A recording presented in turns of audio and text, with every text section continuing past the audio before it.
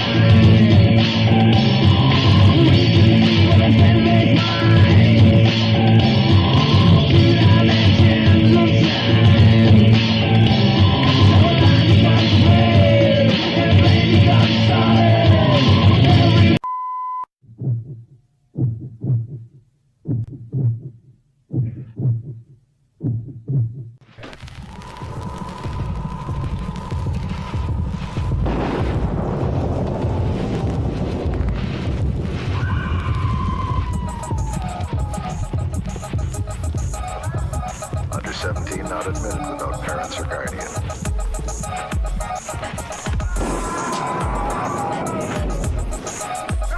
Under 17 not admitted without parents or guardian.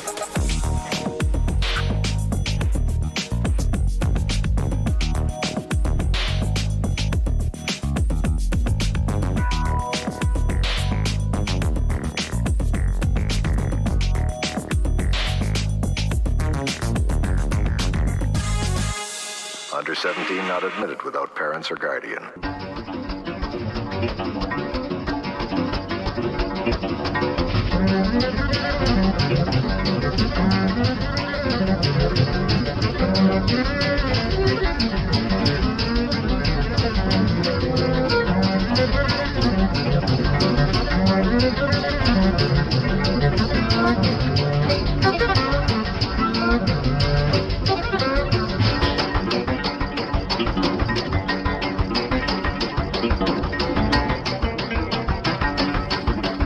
Good evening, fans of Fantastic Films, and welcome once again to the Drive-In Asylum double feature. I'm Bill Van Ryn, fans of the Drive-In Asylum.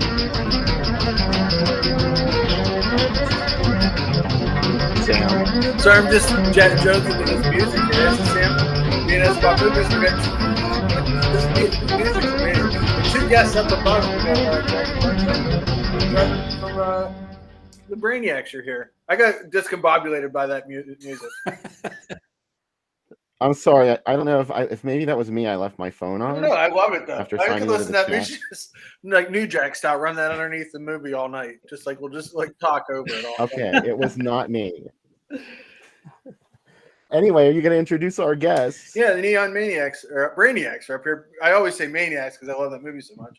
Got Ben and Greg up here, and I'm really excited to have them both. And we just celebrated their 5th anniversary with them, and they always stump us with a movie. So they brought a movie that neither Bill or I have seen. So, and they did a great job doing that last time. So super excited to have them back.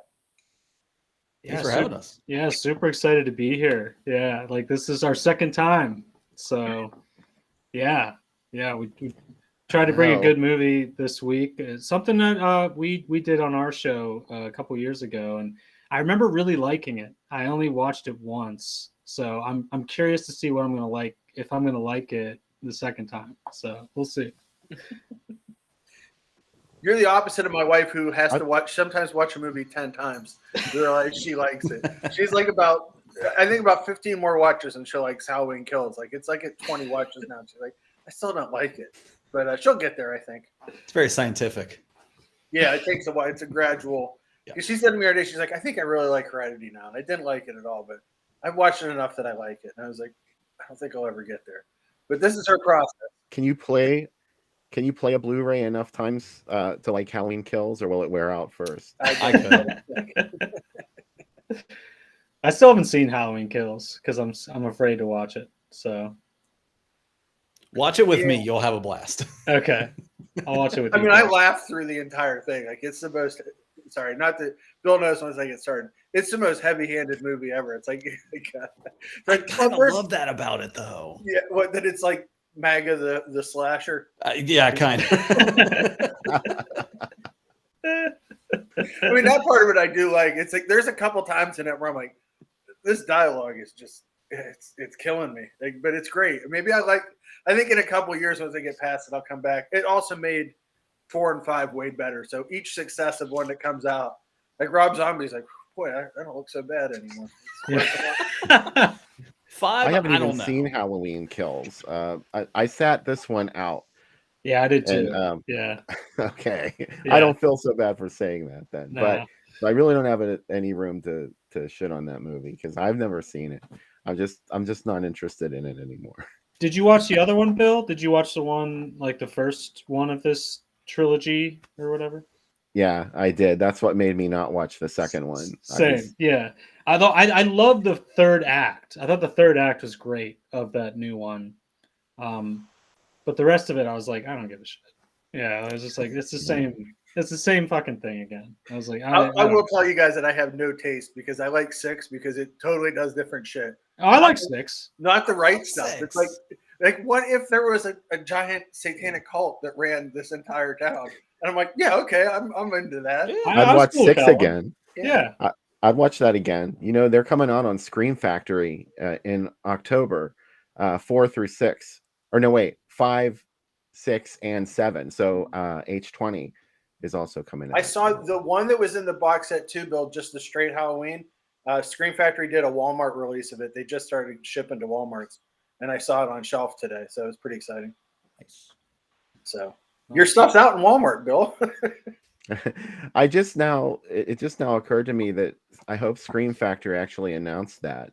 Yeah. I'm not sure if they actually made that announcement. The reason that I know that it's out is that somebody on a Blu-ray collecting site was like, the slip cases are too thick. And I was like, Jesus Christ. Like, can we not just be happy that we get stuff? Like, can we just like let's Never. Just No. And then Blu-ray collectors, the slip cases are always like the big get, right? Like with the Blu-ray collectors. Like Dude, someone sent me one today, and I've never seen this before, but there's like a little condom for the case inside here when they sold it to me. I'm like, I don't need it that badly. And they're like, well, I don't want the slip case to damage it. And then I had another case over it, and I was like, it's Edgar Allan Poe's Fall of the House of Usher. Nobody gives a shit about this movie. Like, you can beat it up pretty bad. But it was nice that they cared, I guess. Yeah. Who am I to make fun of obsessive collectors of Blu-rays? Speaking of myself. I mean, they put a condom on it. It's safe Blu-ray collecting, something Exactly like that, right? It came from a smoke-free home, because they always tell you. I love all these things. I'm like, okay. Yeah. Like,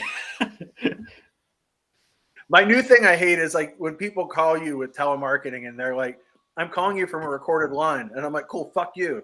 I'm calling you from a smoke-free home. Yeah. Does that change anything, guys, when you get a call like that? Like, you're calling me from a recorded line, like, oh my God, no, like, what is going to happen? Like, let me know when you're calling me from upstairs in my house. yeah, exactly. The recorded line is coming from inside your house, bro.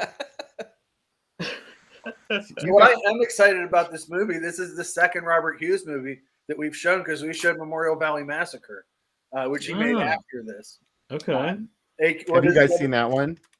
I've scrolled past it a bunch on like weird like streaming things that I find on like Roku.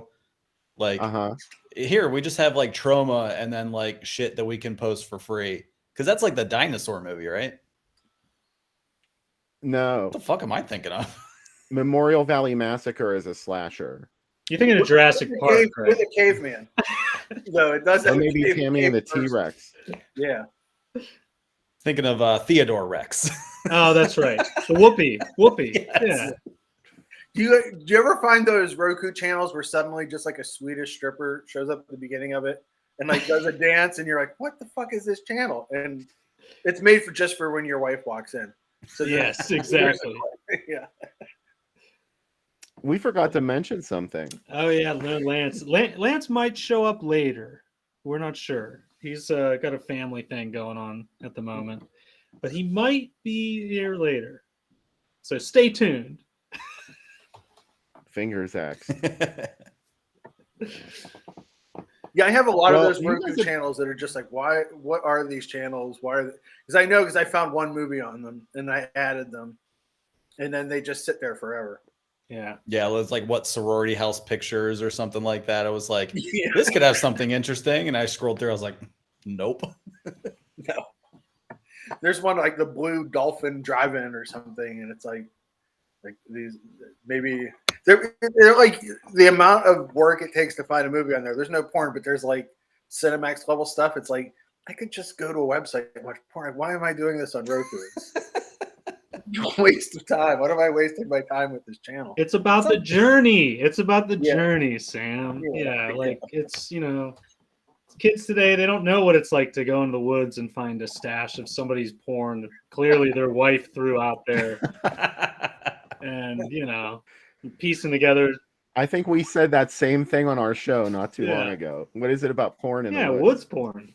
Yeah, that used to be the best. Yeah. You'd be like, oh man, look at this. I had a girl find all my stash once that I was dating, and she made me burn them all in front of her. And I said, "Can't I just throw them in the woods?" And she said, "No, you have to burn them." And so yeah.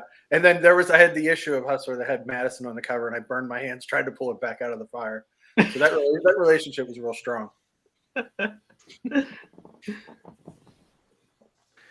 Welcome everybody in the chat, by the way. Yeah. It's nice to see all your friends again. And especially when we have the Neon Brainiacs on the show. You guys have been doing this for 5 years. Yes. If people who don't know us or don't remember us maybe from last time, we have a podcast called Neon Brainiacs. We do mostly 80s horror. And yeah, new episodes every Wednesday, wherever you get podcasts. It's me, Greg, and Lance, and sometimes some guests. And, we run down movies and make fun of them or geek out over them, whatever. Depends on what we're talking about that week. So what amazes me is you guys have never missed a week in 5 years too. Never. Yeah. There's always been an episode every week for 5 years. So for the kids. Yeah. It's for the kids. Yeah. We do it for the kids. Yeah. They love you in the homes and hospitals. Yes. That's true. They love us. They love to know what we think about Deadly Intruder with Danny Bonaducci. They have to know. They have to know. Yeah.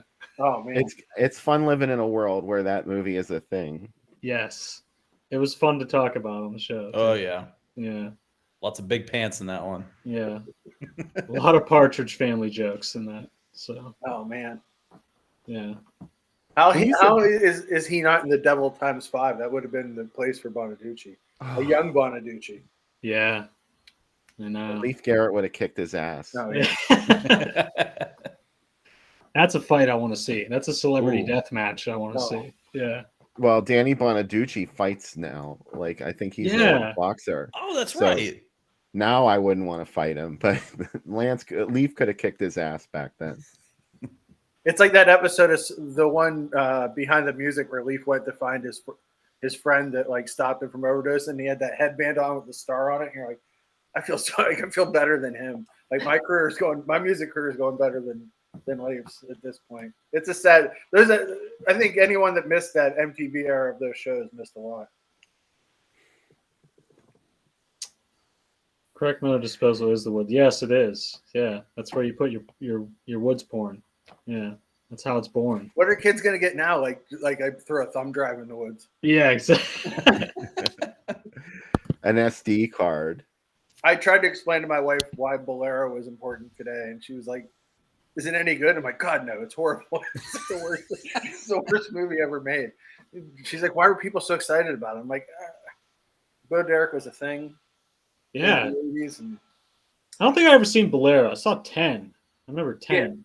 Yeah, with 10's fantastic. Yeah, with what's his face? So it's Dudley Moore, right?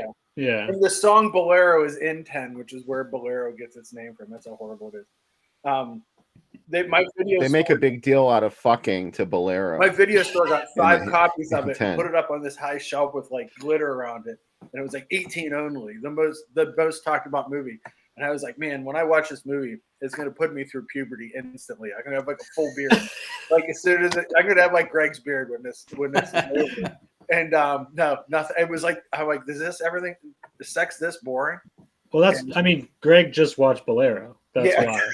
I love that, Sam. I love that your video store was like, oh, this is for 18 plus. Let's put it around like a shiny border that will attract the attention of children. Yeah. It was up on a shelf, so like we couldn't see it. But like if you were walking down from the horror section, like, oh, there's Bolero. Like, of course we wanted to see it.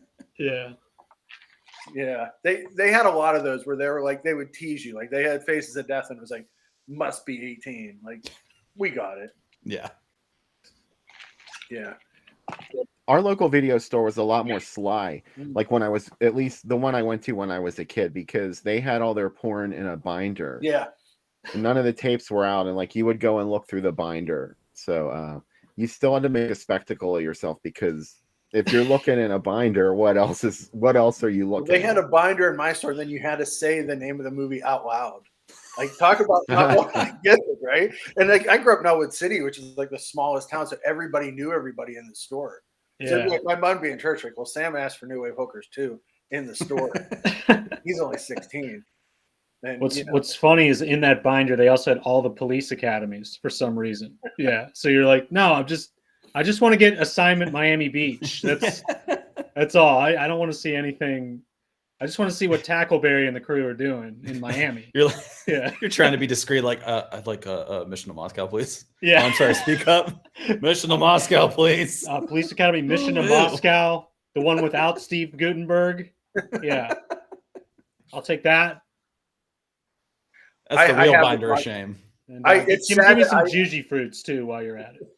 Yeah. I went and bought all of them individually on DVD before the box set came out. And it was like, it took so long to find Mission to Moscow. Like nobody wanted it. And I was like, and my wife's like, how much did you spend for that movie? I'm like, it was $28. Yeah. That's how much it made in the box office too. Yeah, exactly. Like it's literally, it's like the beginning of the New Kids in the Hall where they someone buys brain candy at a yard sale. And they're like, it's finally successful. That's what happened when I bought Mission to Moscow. They're like, fuck you, Guttenberg. It finally made money. Yes. They just had that $28 for me. That was such a great joke on that New Kids in the Hall when they finally sold it at like a yard sale or something, and they're like, it finally made money. Yeah, that New Kids in the Hall was actually pretty good. Yeah, like I was surprised. I was like, is this still gonna be good? I was like, yeah, it's still fucking good. Like a lot of penis. I was really happy with it. A lot of penis in that. Yeah, I wasn't not expecting to see full frontal Dave Foley. Like literally, like the first sketch, it's like full nudity. Yeah. I think you guys suddenly made me want to see that movie. Yeah. Yeah. If you want to see Dave Foley from News Radio, full on. There you go. Or Kevin McDonald, I believe. Yeah, Kevin McDonald. Yeah. I think I told this story in here before. Like when I first moved to Pittsburgh, I lived on Semple Street in Oakland. There used to be a video store there on Boulevard of the Allies. Like it was like Pittsburgh Video or something. And like a Pitt student ran it. So I didn't feel bad renting porn, right? Because I was like, well, it's a dude my age. He's like 25, whatever. You know, like I won't feel bad. I didn't know that his grandmother would come in and run the store when he had class. So when I went to the back room, he was still working the front counter. I came back out with my little token. You know, you get the disc off of it and bring it up. And of course, his grandmother was there and she just berated me for my selections. It was, you know. It's like, oh, it's available to rent. So she said, "What is Buttman?" I was like, "Oh, it's some art movie or something." She's like, "Get out! Your parents will be so." It's not what part of the Marvel Cinematic Universe. This guy likes butts. What can I say? You know, I can relate. Yeah, so, just saying. So yeah, it was. I would always wait to make sure I'd leave somebody out there and be like, "Is he still at the front counter?" Yeah, I'll check out now. Where's Grandma? Yeah. Yeah. What What a business model, right? Getting berated for wanting to rent something in your store. Well, grandmas will do that to you. So tell Bill and I about this movie. I'm excited to learn more about. Yeah. I know Bruce Glover's in it, who is Crispin Glover's father, for a lot of people who don't know. And I really enjoyed him in this.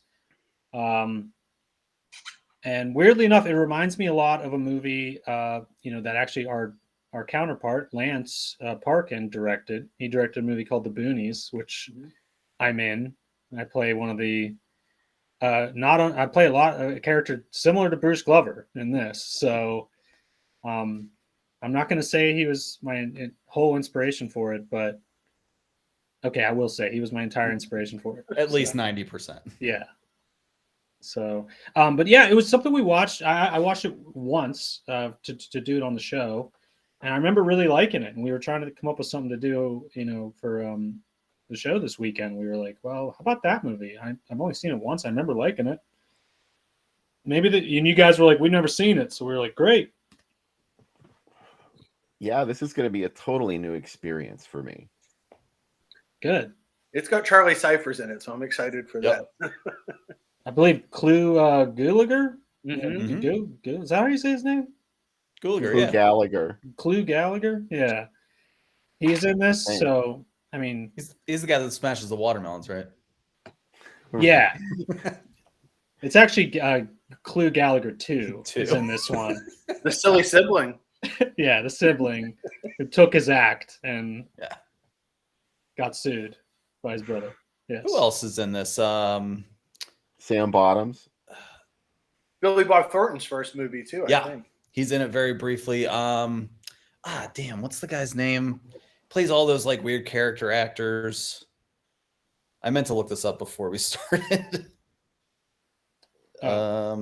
Steve Guttenberg, right? Oh yeah. From Cocoon. Billy Drago. That's what I'm thinking of. Oh yeah. Okay. I just watched what do you call it? One Cannon movie he's in, Delta Force 2. He gets hung out with a rope out the plane, and he's like, cut the rope. He's like, he has the weirdest accents. Billy Drago in every movie, including this one, which is just he has a great one in The Untouchables. Is he Chicago? Is he from the Deep South? Is he just Billy Drago? Like he has what is this accent? That's why, and he looks. Someone said well, he looks like a scumbag. I'm like, no, he's just Billy Drago. He just looks like that. He just looks like that. Yeah, but I think it'll be fun. I'm hoping people like it. I'm hoping we don't get trashed by your fans. I know they can be a little. They judge. Yeah, right. Just ask Uncle Spooky. Yeah, we heard about that. We heard about Uncle Spooky. Because you guys came to do our 5-year anniversary show. We just did a couple weeks ago, and Bill and Sam were kind enough to show up and ask us some questions that some of us got right. Oh, some of us. I can't remember who got my trivia question. My trivia question was a little easier than Sam's because mine were multiple choice. Yes. Yeah, you followed the rules, Bill. Sam. Never. I was a rebel. Yeah, Sam's a rebel. Yeah. Sam's a wrestler, guys, so you have to expect an attack like that. I believe, yeah. He's bringing it. That was my run-in. Yeah. Me getting all those questions wrong was Mick Foley just falling off the cage. Yeah, it was like hip-tossing you off the cage. Yep. That's how it happens. So let's the trivia question that I asked you guys, I'll ask the people in the chat tonight. Who was the actress who, and I'm not going to make this multiple choice because people will probably already know this, or else they'll just look it up online. Yeah, they can cheat. Who was? Yeah, I know. I don't trust my own audience. Who was the actress who was originally signed on to play Mrs. Voorhees in Friday the 13th? The original Friday the 13th. The role eventually went to Betsy Palmer. Let's see if anybody in the chat knows who that person could have been. Very well-known actress who you've seen in films and television, especially television. No, it was not Shirley Jones, Mike Justice. Oh, could you imagine it? Oh, Oh my God. she would have signed all her Kids. parts. She had enough kids. She wouldn't have been upset that one of them drowned. Yeah. She had plenty of other kids. She was a nervous mother driving. No, Carol Baker, Carrie Fisher, Betty White, Shelley Winters. None of those are correct. Shelley Winters is kind of getting in the right. I think that was one of my multiple choice questions. Yep. Options for you guys. Yeah. Barbara Stanwyck. No. Ruth Buzzy. Ruth Buzzy. Dude, I want to see that one. Ruth Buzzy does has a TikTok, and her TikToks are frightening as hell. Just her in bed with I know. like a light on her face going, "Hey everybody." Pia Zadora. I thought she was dying. Pia Zadora would like to see as well. The answer is Charo. It was Charo. Yes. She's a coochie, this place. It's a cool place, coochie. She played okay, I'll give you guys a clue and this will just totally give it away. She played Roseanne's mother on the show Roseanne. Oh. Joanne Ward. I love all of these answers. I want to see every single one of these Friday the 13th. Yes. Especially Joanne Worley or Shirley Stoller. These two are my favorite suggestions yet. Why didn't she do it? Because it was because the agent, right? The agent was like, "Don't do that," right? Yeah, I think someone talked her out of it. Maybe she didn't need the money as bad as Betsy Palmer did, but she turned them down. It's not divine. That's a good one. I'm surprised that John Waters never made that fan film. Yeah. It would have been the egg lady as her. That would have been great. Yeah. Still time. There's still time. Yeah. Yeah. So anyway, congratulations, guys, on 5 years of your horror podcast, Neon Brainiacs. And I'm very excited that you guys suggested this movie tonight because I haven't seen it and neither has Sam. So you want to look at some ads for Hunter's Blood, shall we? Yes. All right. So your movie's in trouble when somebody brings it out in January. And this movie came out in January of 1987. Maybe it showed. I couldn't find it playing any earlier than that because it does have a 1986 date on IMDb, but I think that was because it came out on video in the UK in 1986 before it was released theatrically here. That's a hell of a poster there. I like that. Oh man, I forgot Joey Travolta's in this. Holy shit! Oh, that's right.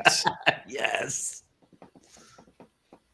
It's John's brother, right? Is it brother? Yeah. His brother, cousin? I can't remember which. So anyway, this was the sneak preview, and then here's the official release. I love this tagline. Think of Deliverance and start screaming. Like, okay. Is that a positive review? Yeah, like I don't know. Think of a great movie and start screaming. Also, I've never seen like a single-barreled shotgun before. That was pretty cool. Yeah. All logic aside, that was actually kind of a sick poster. Yeah. Yeah, I agree. Yeah, I like it too. Let's get that back on there. Oh yeah. It's confrontational. Yeah. I like it. Could have very well that could have very well have been like a Dirty Harry poster. It could have been. Now that you mention it, it is a little Dirty Harry. Yeah. See, here's an alternate design that was used. It did come out closer to the summer, and I guess they were marketing this as a slasher. That's the impression I get from this ad. This is from Pittsburgh, May 1987. Oh, wow. Oh, yeah. McKnight Cinema, Showcase East. Ooh, that was my home theater. See? These movies are never quite as obscure as we think they are. Mm-hmm. Some of the things that played theatrically near me, I was just astonished when I started doing movie ads and collecting them. Yeah. I learned a lot. Showcase West. That was my stomping ground there. Yeah. Which one was the one in Monroeville? That was Showcase East. Yeah. Yep. That was mine. Yeah. If I could have gotten to the Showcase, I had to beg people to take me to the Showcase. It had to be a big deal. Like, I think we saw Star Wars at the Showcase. Oh, wow. That's awesome. We saw Empire Strikes Back there, and my brother tore a seat out because he got so upset about Han getting killed. He wouldn't let go of the chair, and my dad pulled him away, and he ripped all the upholstery off the top of it. Wow, he was really invested. He must have been real happy when he found out he lived in the next movie. It took 3 years. It was a long 3 years. Just stewed on that for years. Yeah. Then he saw all these Ewoks, and he ripped out another seat. Yeah. Wow. Yeah. So we have like a screaming motif going on in these ads. So yeah. I'm thinking slasher they were going for. Yeah, I mean, I think it's a slasher, more of a backwoods kind of thing, but I'd consider it a slasher. I think. Yeah, sure. From what I remember, we'll find out. Oh, that double feature is fantastic. Ooh, Platoon and Malone, hell yeah, yeah. Fucking A, Malone, dude. Fucking Burt Reynolds' hairpiece in Malone. It should have got an Oscar. Well, you could also go to the Wexford Starlight and see it with the Three Amigos. Oh, that's pretty good. Yeah, I would have went to that one. I think you'll laugh at one and you'll scream at the other. That's right. Which one? You don't know. Yeah. That's up to you. That's up to how you see a movie. Yeah. Who wants to go to the Sunset Drive-In for Playpen and Star Babe? I probably would have went. I don't like any of that. I don't like the fact that it's in Natrona Heights. Again, that was another one of my theaters that I went to all the time. The Sunset. I saw a lot of things at the Sunset. Did you see Star Babe at the Sunset? Did not see Star Babe. My dad took me to the Sunset to see Inframan. Oh wow! When I was like 6 years old, and then that is where I saw Silent Scream. Wow! Theatrically, and on the way in, we got an 8.5 by 11 flyer for Zombie, which was going to be there next week. And I'll never forget this as long as I live. After Silent Scream, the second feature was called 3 on a Waterbed. What is that? And of course, my mom was like, well, we're not sticking around for that. And I caught a glimpse of the opening credits, which are like this groovy Strawberry Alarm Clock style song playing with actual lyrics that said 3 on a waterbed. And it was all these close-ups of a woman's body parts, like her boob, her knee, her butt. And my mom, she was horrified, of course. Yeah. I've never seen that movie again. You know what the tagline for that movie was? Which movie? 3 on a Waterbed. I was going to use the 3 on a meat hook one. Yeah. By cock, by balls, by dildo, bye-bye. The funny thing about 3 on a Waterbed is it's actually this retitled movie called The Session. Oh, yeah. I've heard of The Session, actually, yeah. It's The Session, and there are only 2 people in the cast. It's called 3 on a Waterbed. Maybe one person kept their foot on the floor, and that's what it was about. You're the third person. Get it? Yeah. It's like 3D. Yeah, you're the third, the viewer. Someone said that on the page this week. That's amazing. The third person is Jesus. Yeah, of course. When you were in the waterbed and you didn't see me, that's when I was jumping up and down and making the waves go around. Yeah. All right, Sam, it looks like you got a drink ready to go. I do. This is a Maniac Deer Slayer, and I'm afraid of this drink. I found a drink called a Deer Slayer, and I was like, it seems like it goes with hunter's blood. Yeah. So this is the deer back to college, I guess, 25 years later. Yeah, get ready. Of course. Yes. So we're going to do 2 ounces of Jägermeister. That seems like a pretty fair amount. And then an ounce of vodka, already a mistake. I mean, it's like 8:20, already making mistakes. Some Crystal Skull. There you go, Ben. That's your boy, isn't it? Dan Aykroyd. Yeah, it's my guy. I love Crystal Skull. Yeah, Nothing But Trouble in Crystal Skull. That's right. I love All right. Danny. And then you're to add some root beer. Now you're speaking my language. Yeah. Add a little bit. And then finally, lemon juice, because that seems like it goes with this drink. Sure. Yeah. Dan Aykroyd would be proud. Yeah. I need like one of his. I wish I could do one of his voices, like when he's the infomercial guy. He's All so right. good at that. All right, guys. Thanks for being on the show. Wait till Bill's ready so I can salute you. Sorry, I moved a little. Oh, sorry. It was an easy drink to make. Well, I went off the charts with mine. What are you making? I just poured a whole bunch of shit in a shaker. Oh. No, it was like a pina colada mix and pineapple juice, Malibu rum, some vodka, some Midori, and some balls. Nice. Blue I got curacao. some of that stuff coming later. I just watched Nothing But Trouble again the other night, and I'm still astounded by the fact that it was made Same. and that how much practical shit. Everything's built in that movie.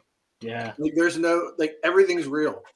Like someone built all those trains to bring the hot dogs around to them, and the like everything in that. Like the crazy thing is the crew loved Dan Aykroyd because he gave him so much cool stuff to do. And Chevy Chase was such an asshole. One of the union guys was like, "I'm going to hit him with this fucking brick when no one's looking and kill him." And he was like, "Please don't kill him." And he's like, "He treats you like shit." He goes, "Yeah, but you know he's Chevy Chase." And like, you know what? I don't think the world would be a worse place if that union guy hadn't launched that brick at Chevy Chase. Just saying. He's done everything good by that point of Nothing But Trouble. It's like 91. Yeah, we've already got the best of Chevy Chase at that point. So, yeah. Other than Community, which he maybe had half a good season before he flamed out. Like, what else good did he do after it? We'd lose the Chevy Chase show, and does that hurt anybody's feelings? No. Would that deprive us of Memoirs of an Invisible Man? The John Carpenter movie he made with Chevy Chase. Yeah. Again, how did that happen? I mean, we would miss out on the classic Cops and Robertsons, but fantastic Jack Palance vehicle. Yeah. Well, Zuzu, guys, thanks for coming on the show. Hell yeah. We're happy to be here. Thank you. Yeah.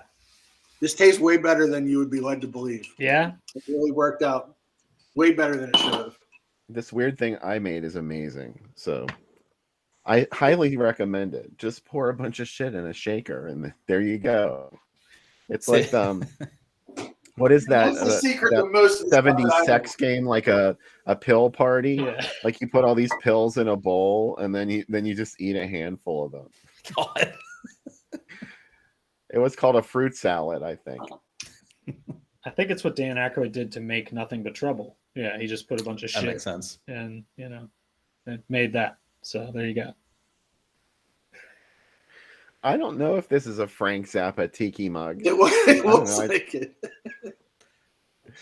I got this at the junk store. There was a whole set of them. It's weird looking, this weird faced tiki thing.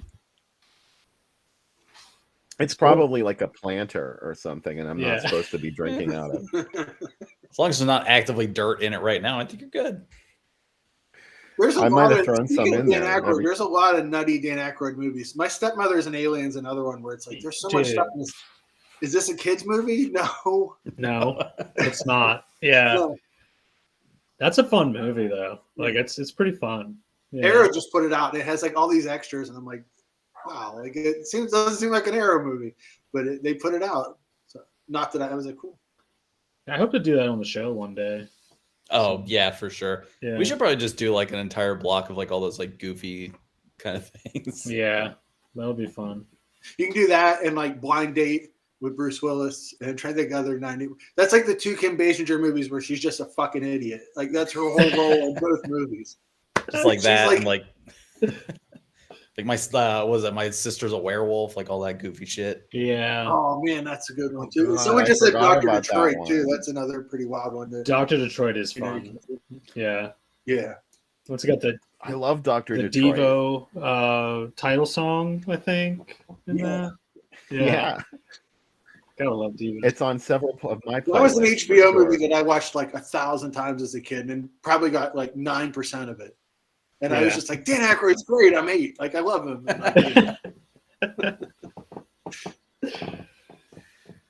Dr. Detroit is such a weird movie because at the end of the movie, we're supposed to believe that masses of people are celebrating a pimp. Yeah.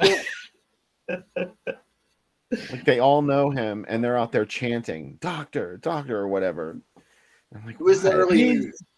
There were a lot of pimp movies around that time. I mean, I feel like Dr. Detroit and then Night Shift too, right? Yeah. Like that was like another right around that time where it was like, let's make movies about this. Yeah. Like, with I mean, not to get, it's about white guys being pimps, so that's okay. yeah, I guess so. I didn't And think they're of like that. little woke because they let the women kind of run the stuff because they're like they know what they're doing already. Yeah.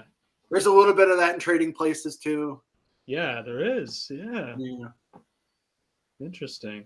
Yeah. What a wild time. I think no one really like when you watch a lot of these 80s movies now, you're like the morality is just just all over the place, but we loved it, so whatever. I'm sure I'll feel the same way much later, you know, in the 2040s when I look back on what I like now. Yeah. Maybe Tonight's first feature falls into a really weird genre, which is like the Deliverance ripoff Mm-hmm. genre. So, what are some other Deliverance ripoff movies that you guys are into? Oh, that's a good question. Final Terror, maybe. Yeah. That's kind of a Deliverance kind of rip. I'm just trying to think of like kind of like in the woods kind of shit. Don't Go in the Woods. I think it's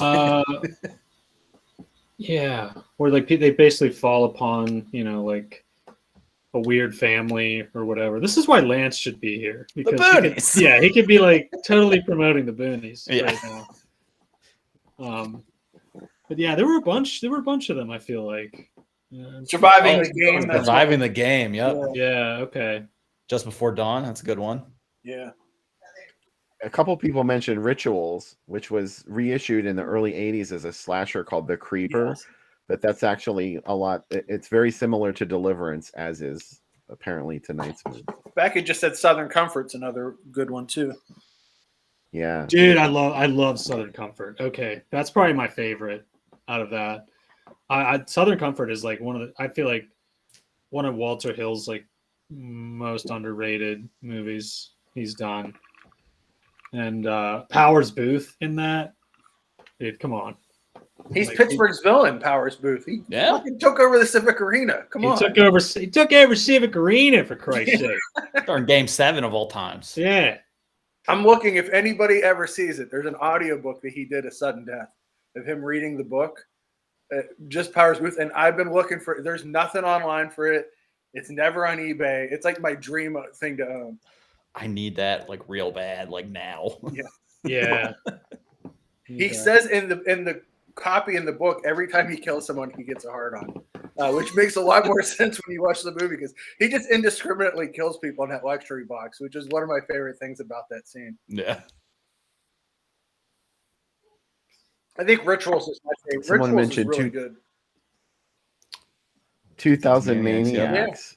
That's a good one. That's a really But that was before Deliverance. I mean, that was a couple years and before. it's shot Deliverance. right outside of where it became Disney World. It's in Kissimmee, Florida, which is like the happiest place in the world now. Oh my. And then, like, you know, they were so excited to make it in the town. They're like, you know, come to our town. There's a Scum of the Earth, which isn't really, and Scum of the Earth too. They aren't really horror movies. They're just, you know, kind of backwoodsy kind of films. Slaughterhouse was another. SF Brownrigg's Scum of the Earth is a horror. Slaughterhouse movie. is another one, right? It's like Don't you it's a think? slasher. I was gonna say Slaughterhouse earlier, but I was like, is that more like a slasher than like a a Deliverance ripoff? I don't know. Motel Hell, kind of maybe a little. Yeah, I can see that. Yeah. Oh yeah, Baker County. Becca said, aka Trapped. That's one too. I've never seen that. Mm-mm. Yeah, there's a lot that are kind of like, are they just like exploitation movies too, like Jackson County Jail and stuff that are kind of like, you know, people come to this town and bad stuff happens, or I guess Deliverance kind of had to bring it all together. Yeah. Deliverance is pretty. I've watched it a couple of times. It's a tough movie for me to watch. It's kind of it's just nerve wracking from the very beginning. Like you're like, oh, these guys are gonna like go so off on these country folk, and like they're gonna go so wrong of these people, and then it does happen, and you're like, oh my god, it just keeps getting worse and worse. Burt Reynolds told a crazy story about Deliverance on the Tonight Show where he just wanted to. The stunt director just wanted to use a dummy for the scene where he falls out of the boat. Do you know about this story, Bill?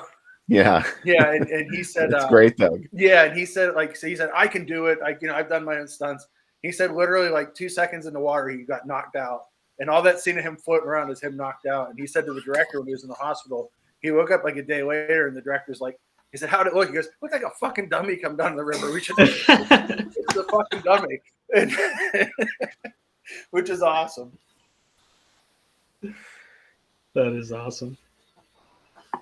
Should have just used the dummy, Bert.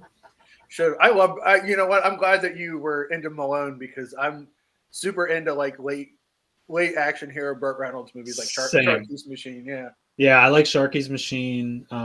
Heat is pretty good. Great, yeah. Not the one everyone's thinking of, but the one with Burt Reynolds. Yeah. The one with Burt Reynolds is one called Heat, which is pretty. What's the other one? Stick. Stick's really good. Yeah. Yeah, Stick's pretty fun. I've seen Stick, but I haven't seen Heat. What year was that?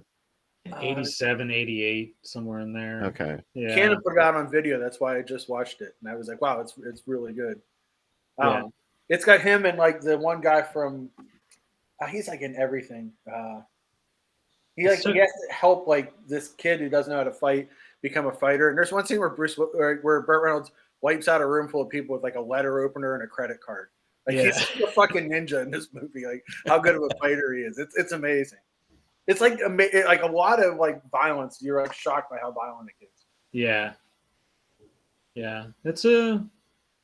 It's pretty good. Who is the guy he helps out? That's not Peter McNichol. Yeah, it's Peter McNichol. Yeah, that's who. Okay, so it's Janusz from Ghostbusters 2. Yeah. Yeah. Okay, you got a cheer from Becca in the back of the room. She was very happy about any Ghostbusters 2 reference. Really gets over well in this house. Hell yeah, I love Ghostbusters 2. Yeah. I don't get all the hate for it. I mean, yeah, it's not as good as 1. I know, but it's fun. Yeah. Yeah. I would argue that the theme song is better in 2. Than the Run DMC version. The Bobby Brown one's really good. Oh, the Bobby Brown. The Bobby Brown song's great. Yeah. That song slaps. Yeah. It's awesome. Yeah.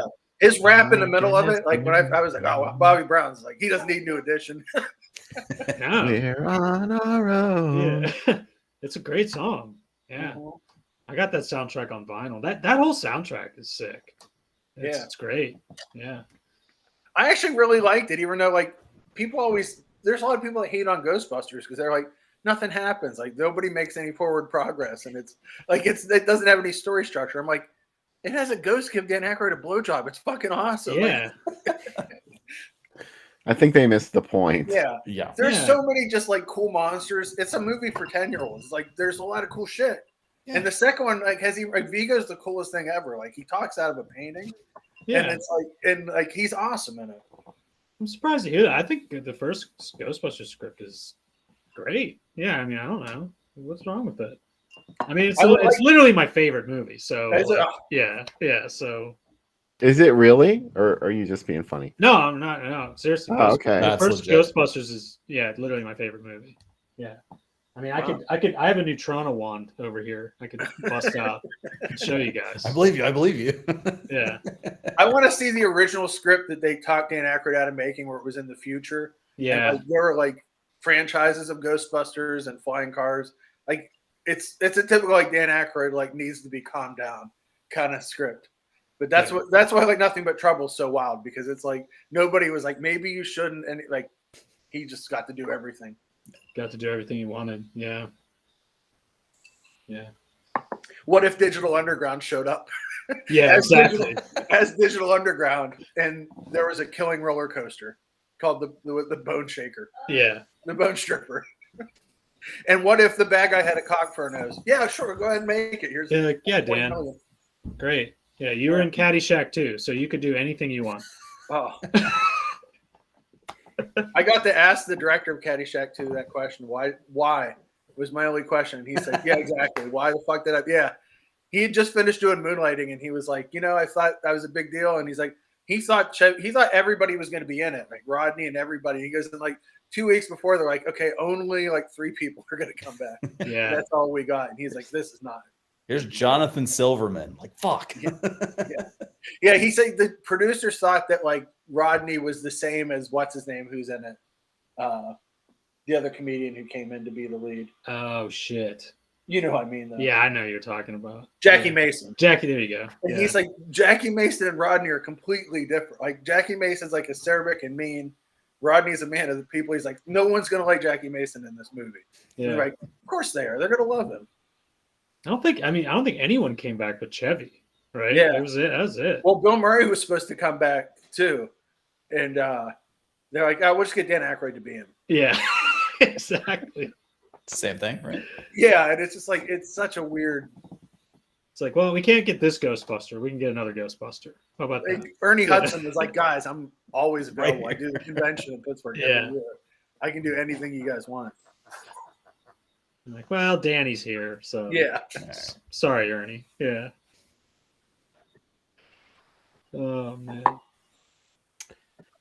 Well, I guess I should get the link for tonight's movie. I didn't even post it.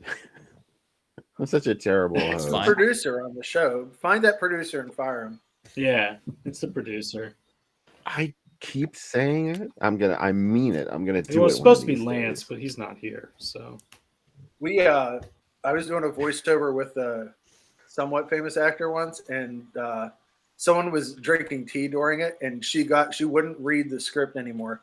And said, I want that person fired. Whoever's drinking tea, I want them fired. It was the guy that owned the studio. And so we had to put her on mute for a second. He goes, watch this. And he came back and he just started screaming, get the fuck out of here. And he said, okay, we got rid of him. She goes, and then what did she say? Such horrible behavior. We're all drinking tea the whole time she's yelling. So don't ever make Blythe Danner angry. She'll fire you. Oh, no. Yeah. Don't drink tea around her. No, she was not pleased at all with our antics. Because we got her to read UPMC commercials all day. The voice of UPMC, Blythe Danner. Oh, that's right. She does do those UPMC commercials. Yeah. Oh, yeah. And when you record with her, it's a 12-hour session. So you get her like at the end of the day when she doesn't want to do it anymore. It's not fun.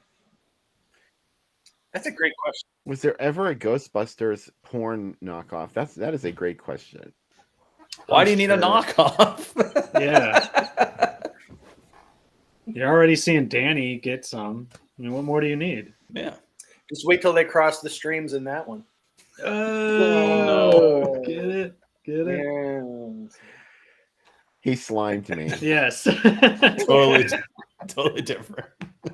That's a big Twinkie. I hate that this works. It's the meaning that was there all along, and we just refused to see it. Exactly. Yeah. I love Rick Moranis in that, by the way. When I watched it again this time, I always try to concentrate on something different. Rick Moranis is just hit every part he's in it is great. Secret Weapon. Yeah. That movie. Yeah. And hard to believe that was supposed to be John Candy, who turned it down. Yeah, it was like, nah, I don't get it. Rick Moranis is so great because that scene when he's in the hallway and he gets locked out and he's telling her all the stuff that they have at the party. Yeah, it's so sad but so funny at the same time, and he's all replaced. Mere weeks after Michael Prey almost killed him on the set Streets of Fire. That's right. He is in Streets of Fire. I forgot. He kept telling Michael Prey that he was a fucking moron, over and over again, during it. And he's like, "I'm gonna kill you," and he's like, "No, you're not. You should come on and try it." That's crazy. I think Rick Moranis might be my favorite part of Ghostbusters because, out of all the stuff I quote from that, "Yes, have some" is the most frequently used. Yeah. I also like that so much of the pseudoscience in it is real because Dan Aykroyd's father and uncle were both Ghostbusters. Yep. Yeah. So it's like the books and like the PK meters and all the stuff. It's like in his, he's like, this is a crazy Dan Aykroydism. Like this stuff has to be real and it has to make sense. And like nobody ever knows that or has to know that. That's kind of why I love him. It's too good. Yeah, it's good. I love it. Still do. It still holds up. Get set for a movie that stars Joey Travolta and a cast of other luminaries that we've already discussed, including Sam Bottoms, which when I said that, everyone looked uncomfortable. Oh, perhaps. I was just trying to figure out, like, is he? Well, yeah, I guess he is. we should pick who the glue for this movie is. Who's the Rick Moranis of Hunter's Blood when we come back? Yeah. Sam Bottoms was in Apocalypse Now. What else was he in? The Outlaw Josie Wales. Mm-hmm. Oh yeah, Dolly He's the guy that Dearest. seemed like he was in a lot of stuff at one point, and then like you didn't hear about him anymore. The Stunning Up from the Depths. Oh yeah, not Humanoids from the Deep, but Up from the Depths. Up Thank from the goodness. Depths. Yeah. Similar but different. Too bad it's not Dusty Bottoms from the Three Amigos. So He was in Bronco Billy. Remember that one? Mm. That's another Clint- HBO all the time movie, I think. Clint Eastwood. Yeah. Yeah. Before he started being really mean to Sandra Locke. I was thinking about Sandra Locke the other day because she's so good in Death Game, and she could have been in so many other movies, and she was kind of in that weird relationship with Clint Eastwood where he wouldn't let her do work, and like unless it was in hers, and like kept her scripts from happening. But if you guys haven't seen Death Game, she's fucking awesome in that movie. She's like beyond belief in it. I've actually never seen that. Yeah. It's real good. What's his name? Keanu Reeves remade it with his Knock Knock. He's in it. Oh, okay. It's not good. Yeah, I did see that. I like Keanu, but Yeah. Yeah, it's funny because there's one scene where he freaks out, and you're like, you're Keanu. He's good when like in roles where he must be like developmentally limited, like Jack Wick. Do you know what I mean? Like in John Wick, he's like a killer, and he's like very focused. Do you know what I mean? He's great in that, but when you put him in other movies, you're like, yeah. you know, like in Dracula, he has my favorite line. He's like, "It is the man himself." It's The man himself. himself. Like, oh, Yeah. Music. More like John Wick or The Lake House. You know. Yeah. Yeah. Did you love when they opened that mailbox and they could just talk to each other? Yeah. I thought it was Across the- revolutionary. Yeah, it was great. Was that on one? Is that an episode? What episode number of that at Neon Brainiacs presents? That's going to be the 6-year anniversary. My wife throwing some shade on Keanu here. So Oh okay. man, Oh. you should just do like a month of just rom-coms. Yeah, that would actually be pretty fun. Yeah. Yeah. That would be very funny. Yeah. I would actually get behind that. I think it'd be Also, Mike Justice, who's in the chat, is doing a top 10 on Facebook and Instagram of his sleazy thrillers from the 90s. good. Hell yeah. There's some real good ones on there. Mm. Hell yeah. Yeah, so My favorite being Color of Night. Color Night is Oh, on there. man. Yup. Yeah. Keanu's best line is River's Edge. Yes. Food eater. Food That's eater. what he's talking about. Yes. Food eater? Yeah. He moves. I love River's Edge. Oh my god, I love that movie so Yeah, much. I love River's I Edge. was the reason why I love that movie is I know just what wanted to it's see like to Crispin, be a friend. knowing Crispin that Crispin Glover. Glover is going to interact with what's his name in it is like, you know, you just can't wait till they have a scene together. Yeah, It's super exciting in River's Edge. it's great. I love Crispin in that movie. When Yep. he hands him a beer at one point, he's like, "Oh, gee, it's warm even." Oh, yeah. Like, he's got so many good lines in that. It's amazing. I went on a first date with someone where that's the movie that they rented, and I was like, this doesn't really feel like a really romantic It's movie not to a watch, great but- date movie, but No. sounds like a keeper though. I don't know. Yeah. Didn't work out, but It's like, hello, stranger. Would you like to see Bruce Willis's penis? there's an argument. This has been discussed on the show before that is not his penis. That is a prosthetic penis. Oh, Bill has brought this theory up. I don't know. If this is something you guys would like to weigh in on.